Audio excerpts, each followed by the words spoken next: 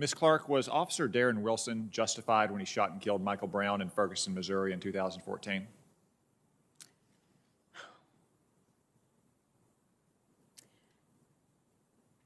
So there is a trial underway right now, Senator, and I, like millions of people, am sitting back and watching the trial as it plays out, and I'm prepared to accept the verdict of the jury. In November of 2020, just a few months ago, that was not exactly what you said. You said that on this day, a grand jury chose not to indict Darren Wilson for the killing of Michael Brown. It's a powerful reminder of why we need to make clear that Black Lives Matter. We must demand that the Department of Justice resume pattern practice investigations and expand prosecutions involving police shootings. I would also point out that Eric Holder's Department of Justice in March 2015 conducted an extensive review of Officer Darren Wilson's conduct and concluded that it did not support the filing of criminal charges. They issued an 87-page report that was done under the watch of your fellow nominee, Vanita Gupta, I might add. In fact, there have been 3 separate investigations that have cleared Officer Wilson of wrongdoing. And just last year, however, just last year in June, you sent a letter to Congress in which you described the Michael Brown case as, quote, prosecutorial decisions not to indict police because of impenetrable qualified immunity for police and acquittals based on racism, end quote. Why do you continue, despite all this evidence to the contrary from many of your fellow Democrats, to refuse to take an answer on whether, or take a position on whether Officer Darren Wilson was justified or not in the shooting of Michael Brown? And Senator, if I can, I want to correct my answer. I indicated that there was a trial still going on, which is not the case. So I just want to offer up that correction. I think that in general, there is a need for greater police accountability. There is a bipartisan agreement on this issue. I know that this body did a lot of work last year. Ms. Clarke, those are all policy questions, and we'd have that policy debate. But I'm asking you a simple factual question.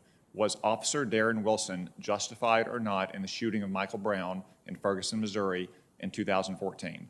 Vanita Gupta has said he was. Eric Holder has said he was. 3 different investigations have said he was. I'm asking you, was he or was he not justified in that shooting?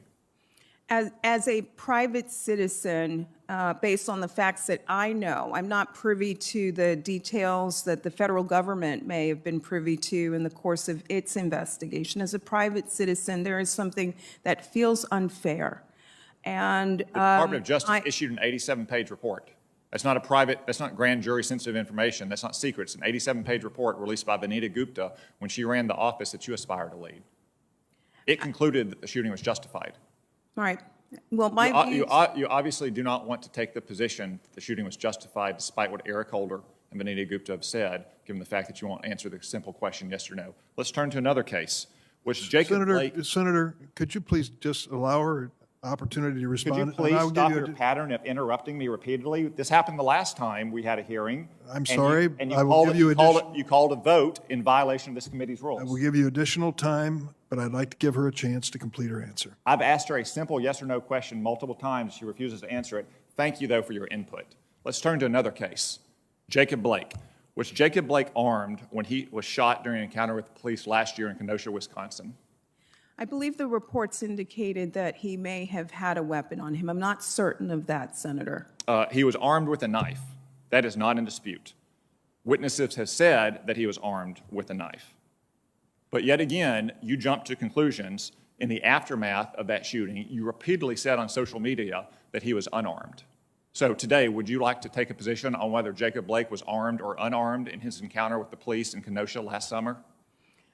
If the subsequent reports revealed to the public that he indeed had a knife, I agree with that factual statement. So, Mrs. Clarke, here's my concern. It's one thing to run a left-wing advocacy organization and always jump to conclusions about police officers who have to use force to protect themselves or to protect innocent, law-abiding Americans. Those are the last people, by the way, who want to have to use force, and certainly force that results in a killing. Yet you always jump to those conclusions. It's one thing to do that as a private citizen, as an advocate, but you are going to have the power of the federal government behind you. And based on your pattern of comments and jumping to conclusions without evidence.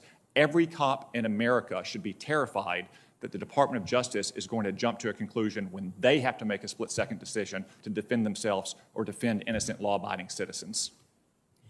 If I can, Senator, I've done this job before. I served as a federal prosecutor during the Bush administration.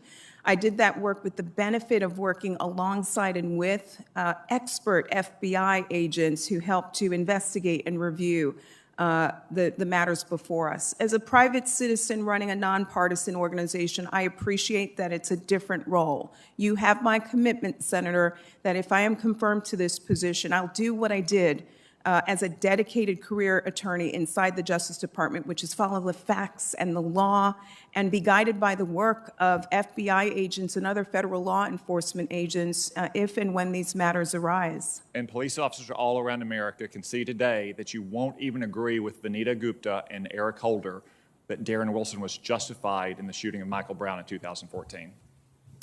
I've not seen that report or read it thoroughly, and I'd welcome the opportunity to do so, Senator. Thank you, Senator Cotton. Senator Hirono, remote. Thank you, Mr. Chairman.